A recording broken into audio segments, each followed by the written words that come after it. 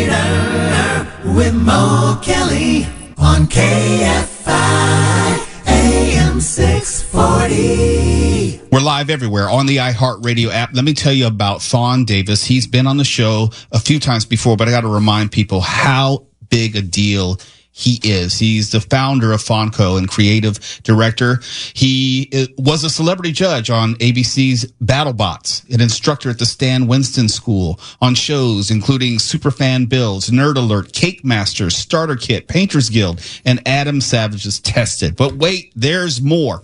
In his 3-decade career, Fawn Davis has worked on over 40 feature films, countless music videos. I'm talking about Starship Troopers, Galaxy Quest, Pearl Harbor, as well as the Star Wars, Terminator, Mission Impossible, and Jurassic Park franchises. That doesn't include his work in visual effects, working in the art departments on Disney's The Nightmare Before Christmas, James and the Giant Peach, Christmas Carol, Mars Needs Moms, and the Matrix series. More recently, Fawn worked on, just in case you've never heard of these movies, Interstellar, Guardians of the Galaxy, and Elysium. And there are probably another 20 that he can't tell us about because he's very secretive about his life. But it's always good to have Fawn Davis in studio. Fawn, my friend, how you doing, man? I'm doing good.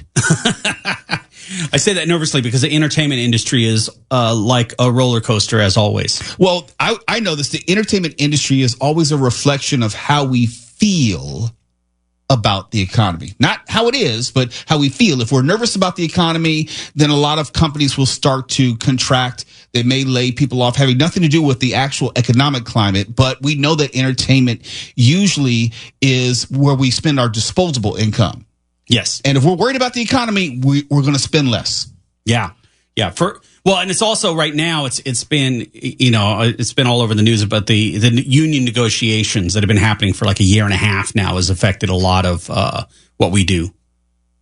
We're doing okay, though. I mean, Fonco Studios, fortunately, we don't just work in movies and television. So a lot of that has been really slow. That's starting to pick up just now because the unions have all ratified their deals. But we also work in theme parks and museums and education, all kinds of stuff. So if I were to best describe what you did and have done in your career, I can list the titles and I can say it's special effects, practical and CGI, but what is it the best way to describe, I would say, the breadth and depth of your career? I think it's the thread that kind of ties it all together is visual storytelling. You know, I specialize in unusual visual storytelling, but I specialize in visual storytelling. And I feel like that's like at the core of my being, you know. Even just walking through my studio, I feel like the space itself tells a story. And it's designed that way, you know. So whether it's miniatures or creatures or visual effects or even classes that I do, it's always visual storytelling. Now there are classes. You can go to the Stan Winston School and learn certain things. You can learn about this in college. You can go to special trade schools and technical schools. I suspect when you started out, there was none of that. Oh yeah, absolutely none of that. You would comb through, all the different trade books and things that teach you about carpentry or teach you about model making, but it was very rudimentary hobby grade stuff. You know, so nothing to the level that you can get now. What was the first big movie that you were able to work on? Nightmare Before Christmas was the first feature film I ever worked on. I was the youngest person on the crew, and it was the best foundation for the rest of my career that I could possibly imagine, because Henry Selick, the director, wanted to do everything in camera and not use any computer graphics or compositing or anything like that. Practical effects. Yeah, all practical and all in camera, just optical. If we wanted to add two different elements together, back then there was blue screen. You could just composite those things together with optical printers, but we would actually rewind the film and shoot on it twice or 3 times. It depends on how many elements. So you would shoot a candle and then you would shoot a flame against black velvet. So video layering, is that a way to describe it? It's film. Yes, it's burning onto the same piece of film multiple times, once for each element. I didn't think you could do that. I thought when you did it on film, it's done. There's nothing you can do to add to it. Yeah, I mean, as long as you don't develop it, you can keep exposing the film. But that's what I mean. There's so many things that that I learned from working on that movie that I probably would have never had an opportunity to do outside of that mandate that Henry Selick gave us. We're going to be jumping around, but there's so many things I'd love to ask you. What is it about film, its staying power, why directors want to use it, different sizes, 30 millimeter, whatever. Why film? Why is it so special, even today? Well, when you think about movies, it's a combination of every art form imaginable. It's the ultimate in collaboration, and it moves you at so many different levels. When you think about the music, and when you think about the visuals, and you think about the actor's performance, and just there's so many different ways to express yourselves creatively in a movie that it's even the stuff that happens behind the scenes. There's a lot of concept art. There's a lot of costume design. There's just so many departments, I think, that you can't help but to feel the touch of every artist that worked on it. When you're given a script or direction or an idea, how does it go from that idea to inception? Do you have a director sit down with you and say, okay, I need to have this starscape, I need to have these ships, and this is what is happening? And do you take that idea and then realize it, or are you given more information? It really, I mean, the answer to all these questions are usually, it depends. But I would say frequently we get a script. Sometimes we're brought in while they're still developing the script, but they have certain story points they want us to help them with. And we have multiple departments at my studio. So sometimes it's the costumes, sometimes it's creatures, sometimes it is the visual effects. So we start with just trying to get the director's vision. What does the director want to achieve? What is the visual storytelling we're trying to get across? What is the emotion we're trying to evoke from the audience? There's a lot of that kind of conversation that happens, and then we have to find a way to balance the schedule and the budget and physics to make that happen. Has there ever been a movie where you said you came across the idea of what they're asking, the script would have, and you said, I cannot wait to bring this to life? Oh, all the time. All the time. I feel very fortunate to have the job that I have. I would stop short of saying I'm lucky, because I really work my butt off to get where I am. And I continue to. But I do feel very, very fortunate to look forward to going to work every single day. I feel like not everyone gets to experience that. So it's a really great place to be. But you're a nerd too. You are wearing an Ultraman Rising t-shirt. You have a Rebel Alliance necklace. Where does it come from you personally? What is it you like to see? I like to be, when it comes to seeing movies, I like to be immersed in a movie. I like to forget I'm watching a movie. That's how I know I'm watching a really good movie. If I'm not thinking about the costumes and the sets and all the things that I deal with behind the scenes and my colleagues deal with behind the scenes, then I know it's a good story.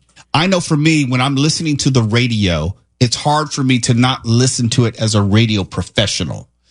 Do you struggle with watching movies and not noticing the subtleties around the edges? Yes, absolutely. It takes a lot of attention to detail to do the kind of work that we do. And I've delved into directing in more recent years, which is really overseeing every department. So when I'm watching things, I look for all the things that could be wrong, because that's what I do day in and day out. I'm looking for what is wrong, so I could fix it and make sure that doesn't end up in the final result.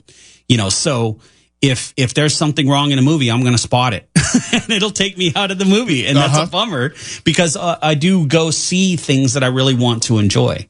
Special effects legend Fawn Davis joins us in studio. He's Fawnco Fawnco founder and creative director. He's joining us for two reasons. He has a new educational series on technology and fabrication with the Stan Winston School, and also a new program called Lego Bot Battles And I can't wait to ask him about that as well, because I know when you were a judge on BattleBots, I just know all the fun that you had with that. So I assume that this is going to be more of that fun. More with Fawn Davis in just a moment. It's later with Mo Kelly, KFI AM 640, live everywhere on the iHeartRadio app. You're listening to Later with Mo Kelly on demand from KFI AM 640. Fawn Davis joins me in studio, special effects wizard and legend. He's very humble. He probably wouldn't want me saying that, but I'm going to say it anyway. He has more than 3 decades in the business, special effects in various positions and art departments on all of the top movies across genres, and he's probably working on movies that he always teases me that he's working on movies that he can't tell me about right now. Are you working on movies right now that you can't tell me about? Yes. See? But I do, I can talk about, Fly Me to the Moon. That's coming out now. Or It's out now. That's out now. Yeah. We did, the astronaut suits for that movie. How involved was that trying to be as accurate as possible? Oh, it was so many layers deep. Ryan Nagata came to us with the project. He needed help with it because he is an expert in making replica spacesuits, multiple different types. He's done all the research about NASA's history and the hardware and everything. He's gone to visit NASA, so he's probably the foremost expert in NASA spacesuits outside of the space program. And he was the one. That's pretty legit. Yeah, so we worked very, very closely with him. He would make sure that everything was accurate and everything was perfect for the movie. Do you ever slip up every now and then? Because I know you have to sign an NDA every single day. Do you ever just slip up and say, oh, yeah, this happened today on the set. Oh, my goodness, I forgot I was supposed to say that. No. That would never happen. No, I've never slipped because it is so ingrained in our culture to keep secrets. Mm-hmm. You know, even like the most extreme example I could think of when we work with Apple and you're working on a commercial. It's interesting you said that because the music we played at the beginning of the segment was used in the Apple commercial. Oh, right on. Yeah. Yeah. Mm-hmm. Yeah. So working for Apple, they're the most extreme. Like if you're doing a commercial for, say, a new iPad, you would call it the device on set.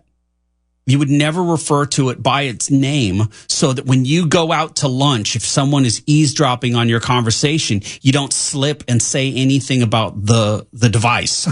You would just. Other than the device. The device. So you just talk about the device all the time. And so that's the extreme that we'll go to. We have code names for movies. So, and I'm sure you've heard about that. I know usually the script will have a faux name, FAUX, a fake name. Yeah. Is that something that you just adopt then as on the crew? Usually the production company will assign one. And then that's the way you refer to it from there forward. Mm-hmm. Do you remember any of them, like The Matrix? Do you remember what that was called? I don't remember I think it was Burly Man. And then, I think one of the Star Treks was called The Corporation. They're names that you would never connect. And a lot of times their names are words that could mean a great many things. Mm-hmm. So you just you'd never be able to guess it. It's very smart, really. One thing I love about what I do is I get the opportunity to talk to people like you, and they have this treasure trove of stories and moments in their career, which you may think nothing of, but may fascinate me or anyone listening. Is there a particular moment which sticks out in your mind where something went very right or very wrong, or you had an interaction with an actor and special effects or something that would probably blow people's minds? Oh man, there are so many. I know, unfair. Yeah. No, it's fine. It's fine. The one that I've been thinking about recently, I don't know how remarkable this is, but it's just kind of fun trivia. Because Coraline just hit its 15th anniversary. Mm-hmm. And Henry Selick got the band back together. We made Coraline up at Leica Studios in Portland, Oregon. And I was in the art department. My job was to design a great number of the miniature sets for that movie. And one of the tasks I had was designing the portal, which was a very important element of the movie. And I just had one drawing of the portal that was a bunch of colored swirls to create this tube. And I was trying to figure out how I can manifest that into something physical. And I built a foam core box in my office with a hole in it. And I would test different materials to kind of mock up what that portal could look like. And everything, Henry, and then I would show it to Henry, the director. And everything either looked gross or too organic or too mechanical or too fabric-like. It was just everything didn't have the right kind of ambiguous magic, nice feel. And so what I ended up doing was I wound some wire kind of in two transposing directions, spiraling, and attached it together and then sprayed it with a spiderweb gun, which is just hot glue. Because I was looking at the drawing and it was all swirly, so I just tried to achieve that in 3D with sprayed hot Practical glue. effects, though. Yeah. So the portal in the movie is actually just hot glue. Wow. Sprayed on wire. It was the simplest solution in the end, but it took about 9 months, I think, to arrive at that. Luckily, we had the time, but it took me about 9 months to land on something that looked good, and it was hot glue. Well, that is a perfect lead in. When we come back, let's get into this new educational series on technology and fabrication with the Stan Winston School, and then also talk about this new program called Lego Bot Battles. Sounds great. It's Later with Mo Kelly. My guest in the studio is special effects wizard Fawn Davis. KFI AM 640. We're live everywhere in the iHeartRadio app. You're listening to Later with Mo Kelly on demand from KFI AM 640. My guest in studio is Fawn Davis, special effects wizard and legend. I'm talking about movies like Starship Troopers, Galaxy Quest, Pearl Harbor, worked on Star Wars series, Terminator, Mission Impossible, Jurassic Park, so many movies, so much history, so much expertise, and he's putting it all together. Fawn, you have a new educational series on technology. Yes. And fabrication with the Stan Winston School. First, tell me about the Stan Winston School, and then tell me about the series. So the Stan Winston School is dedicated to the memory of Stan Winston, who's got a very, very rich history of doing special effects for movies. His family, his children have put it together. And what they've done is they've assembled the greatest minds in motion picture special effects and design, and created this school where these professionals that have been in the industry for decades are sharing their knowledge in these lessons. So it's pretty mind-blowing when you see if you go to the website stanwinstonschool.com and you see the instructors. They all have these resumes very similar to mine, just lots and lots of big feature films, very successful careers, and all willing to share the magic, the secret things that we do. That wasn't the case probably back in the day. Not only was there not the educational resource, I get the sense that people probably weren't as free with the information. Yeah, there was what we called trade secrets. Right. Yeah. Yeah. I feel like things have shifted. The internet has changed a lot in the world, and I think one of the really positive things is the internet has connected people in a way that it's more of a community of artists. And I think that it's considered shameful to hang on to trade secrets now. It's really our duty to pass these things on and to share this information. So for one, so it can continue past our generation, but also just to inspire people in different ways to get creative. You said stanwinstonsschool.com, correct? Yes. Who can be part of it? How can they get it? Give us some more information. Anyone can subscribe. They have deals all the time, discounts and things like that if you look for them. And you just basically, you subscribe to it and you have access to all the lessons on the website. All that rich history, tradition, knowledge, wisdom. Yeah, and it's animatronics, it's stop motion, it's sculpting, it's how to make an eyeball. It's it's like, oh wow, it's that in depth. Oh, it's very, very in depth, and it's all professionals, in front of the camera, talking to you as if they're across the table from you. So it's a very personal way to get the information as well. How do you think, you mentioned iPhone, let's call it the device. How do you think these devices have changed, impacted, or influenced what you do? We have people who can film a movie, not film, but record a movie on an iPhone tomorrow. And with the sophisticated editing software, it can be passable. Yeah. In a large degree. How is that, the technology advancement, impacted what you do? Oh, man. At every single level, technology has improved the quality of our work, sped up the efficiency at which we can do the work, and made it more accessible to indie filmmakers and younger people. You know, it used to be that just to get film and develop it was the bar to entry for making a movie, and it was so prohibitively expensive for most people that you did not have people making content. And now there's a multitude of ways you can create content and express yourself, and there are multiple mediums for distributing that. So it's really blown the lid right off the industry in that way. You and I have known each other for a number of years, but I was more tickled than anything to see you be a part of the television show BattleBots, which I had watched since its very first show. It's jumped around on networks over the years, but I've always loved BattleBots. I look forward to it like the fall football season. So you got to actually see when I was competing. Correct. And that leads me into the next part of our conversation when I see that you have a new program called Lego Bot Battles with the Grant Imahara STEAM Foundation. Let me just get out of the way so you can tell us about that. Yeah. So when Grant Imahara passed away, a group of friends and his mother created the Grant Imahara STEAM Foundation. There's been a lot of really, really generous donations to the foundation, and we've launched many programs.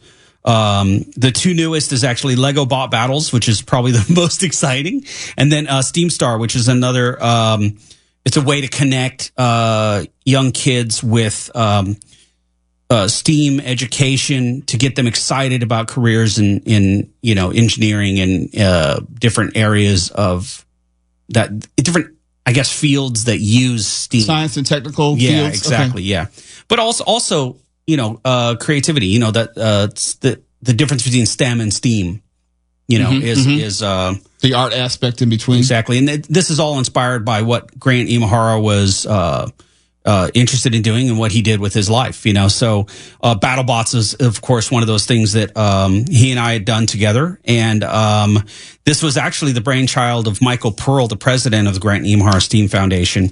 And it's a program that basically kids can get kits, and they start at $100 to $200 and build these robots out of Lego and control them just like you would a video game with a game controller, and they can compete.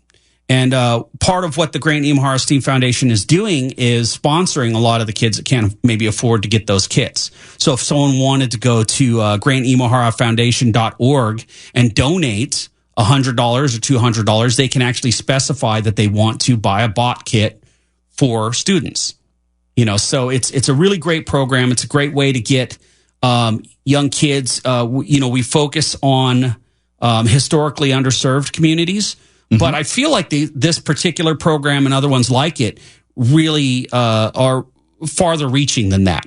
That is our focus, and that's what we're going to be doing with the donations. But I do feel like it's going to reach a lot more young people, because the idea is to just get young people excited about STEAM and the different elements of STEAM and how you can, get your dream job, utilizing that interest in that education. I'm envious of young people today, not just kids, but just young professionals, because they have these tools, they have these vats of information. Where while I was coming out of college, I wanted to work in the music industry, and there was really no resource. There was no class to take. There was no school to go to. It's kind of like you tried to hunt for an internship and make your way from there. There was no roadmap or blueprint. Now, if you can envision a career that you'd like to work in, there's probably a resource which is available for you. Yeah. I'm really proud to be a part of this kind of program, and there are a lot of them, and definitely not something that you and I had as children. No, not at all. Especially as a minority growing up in America. It's like, and if you're not in one of these neighborhoods that has the better public schools that could afford the good programs and things like that, you were really disadvantaged, Well, there was a cost of entry, put it that way. Yeah, absolutely. Yeah, and that's one of the things that we're trying to eliminate. When we come back, I want to finish the hour with you because I want to just pick your brain just a little bit more, get into some of the stories, the experiences, some of the wisdom that you can impart, because I know someone is listening who wants to be the next Fawn Davis, and I want to make sure that we do our part to make that happen. You're listening to Later with Mo Kelly on demand from KFI AM 640. Fawn Davis closes out the show with me, in studio with me, one of the legends in, I would say, special effects, visual effects, practical effects. And Fawn, I was prepping you during the break. I was curious if there were any moments which stick out in your career. Maybe when, I don't know, that time when Tom Cruise punched you or something like that. I'm kidding. No, he doesn't punch hard. No, I'm kidding. No, actually, it's so funny because I was racking my brain trying to think of because we work really, really hard and we test things and we test just redundantly until we know when you show up on stage, I always tell a story about a toothpick. A toothpick in the normal world is worth a fraction of a penny. But if you forget to bring that toothpick to set, it could be $10,000 to send someone to the store because everyone is going to be burning money. Well, yeah, because basically the way you got to think about it, or the way you have to think about it, is if you send a PA to go to the store to buy a box of toothpicks because Tom Cruise needed one in his teeth for a shot, you forgot that toothpick. Now the entire film crew, all the camera gear, the stage, everything that's being rented, you're burning like $10,000 a minute. So if it takes someone 10 minutes to go get a toothpick, you've now burned $100,000. That becomes the most expensive toothpick ever. So the stakes are high. All right. Did you ever work with ILM? Yes. Yeah, okay. For 10 years. Okay, for 10 years. Not everything could have gone right all the time. I do have it didn't, but there were really minor things because, again, the stakes were high. Working at ILM at that time was like working on the Golden Gate Bridge during the Depression. Industrial Lights Magic Lucas. Go ahead. I'm sorry. I can't assume everyone knows. Sure. So, when you were working on the Golden Gate Bridge during the Depression, you could see everyone at the base of the bridge who would take your job if you messed up. And that's what it felt like to work there. 75% of the visual effects work in the entire world was being done at ILM at the time.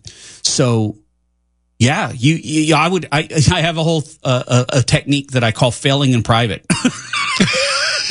And what that means is if I was assigned to do a task and I hadn't done it before, I would actually go home in my home studio and I would practice it so I could show up to work and look like a pro. So I'd fail in private. I was not afraid of failure. I just kept it to myself. How much time are you spending with directors? How much of a relationship do you personally develop with him or her? A lot of times it really depends on the project. I would say when I was at ILM, there was very little interaction with directors except for George Lucas because he owned the company and he would just be around. And he liked to be You say it so involved. Cavalierly, George Lucas just happened to be around. He's kind of a legend in this business. When you work there, he's the owner of the company. So, he would be around. He liked to be involved in things. He liked to see progress. So you would interact with him. But I would say the later I get in my career and the more high level, the more kind of pre-production work that I do planning for movies, the more interaction I have with directors. So it really depends on the project. Okay. Let me just ask you yes, no, because I know you can't do specifics. Marvel movies in your bag? Yes. DC movies in your bag? No. You haven't done a DC movie? No. Interesting. It's funny because I have a toy habit, so I buy toys, and what I used to do is I'd limit myself to only franchises that I've worked on. But now I've worked on so many franchises, and you just happen to pick one of four that really big franchises I haven't worked on. DC's one. I have not worked on anything having to do with the Lord of the Rings, Harry Potter. But that's about it, though. For the big franchises, you've done Transformers, right? Yeah. Okay. Yeah. You know what breaks my heart is I actually haven't had a chance to work on any Tron projects. Now, see, I'm a huge Tron fan, and these guys in the studio don't appreciate Tron like I do. It's a special effects dream. Yes. Well, it's just beautiful. Yeah, it's visually. It's beautiful. Visually beautiful. It's stunning. I would love to. I'm just putting that out in the universe. I would love to work on Tron. I mean, you know some folks over at Disney, I'm guessing. Yeah, but it's a very, very large company. You know, there's no one I can call and say, hey, hook me up. Can't you like call George Lucas? I know he sold Star Wars, but I'm quite sure he knows like Kathleen Kennedy or somebody over there. Yeah, I mean, I've done work with Kathleen Kennedy, but I don't think I would feel say no more. I don't want to get you in trouble. I would not feel comfortable calling it. And also, like, if you want to call in a favor to someone that big in the industry, I feel like it should be bigger than, hey, can you get me a job? No, but look, you have a lot of history in this business. It wouldn't be, hey, could you get me a job? It's like, look, I know they're getting ready to do Tron Ares, Tron 3. I want in. Yeah. Well, I think I don't think I'd go straight to the top with that request.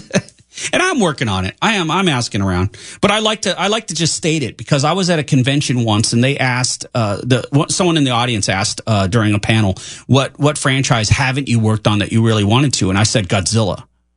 And no joke, within 3 weeks, I got a call. Okay, wait a minute. And I got to work on Godzilla. We're doing this here on KFI, okay? Because I know at least 100,000 people are listening. KFI can be heard in 14 different states terrestrially at night. It's the #1 stream station on iHeartRadio app. I know someone's listening right now who can make this Tron dream happen. We're going to speak it into existence. Fawn Davis, Tron, and then I want some sort of finder's fee when it's all done. Oh, yeah. And we're ready. I mean, if they do anything like Tron Legacy, we just did costumes for a band called Living Tombstone that's on tour across the United States right now. Look it up. Their costumes illuminate in different colors, and I've got a proprietary wiring schematic that helps them be able to perform, do action without breaking the connections. It's actually a bigger feat than it sounds like. I want to see what you can do with a light cycle. Oh, man. Yeah, me too. Fawn Davis, we could do this all night. Very quickly, how can people reach you? I want to make sure that they go and find out all this great information at the Stan Winston School and also the Grant Imahara STEAM Foundation. Yeah, so stanwinstonschool.com. If they look up Fawn Davis, I have a 7-course lesson that is a new chapter will be dropping every 6 weeks, and it covers CNC, 3D printing, laser cutting, 3D scanning, every type of technology we use in fabrication today. And it starts all the way. It starts from bidding all the way through how to budget, how to schedule, into doing the actual green screen shot and how it's composited in with CG. So it's a it's the biggest course that the Stan Winston School's ever done. And then Grant Imahara Foundation.com is where you can find out about different programs that the Grant Imahara STEAM Foundation is involved in. And you can donate to not just buy battle kits for kids, but you can also donate to the foundation itself and just help with the scholarships and the different programs that we're doing with them. And then if you want to just see what I'm up to, I'm at Fawn H. Davis. That's FONHDAVIS on all platforms. And then at Fawnco Studios, also on all platforms. Fawn, I love you. We got to go. Obviously, can't wait till we get to do this again. Awesome. Yeah, it's always a pleasure. KFI AM 640 live everywhere in the iHeartRadio app. We're watching everything, so you can watch your sanity. KFI. And KOST HD2. Los Angeles, Orange County. Live.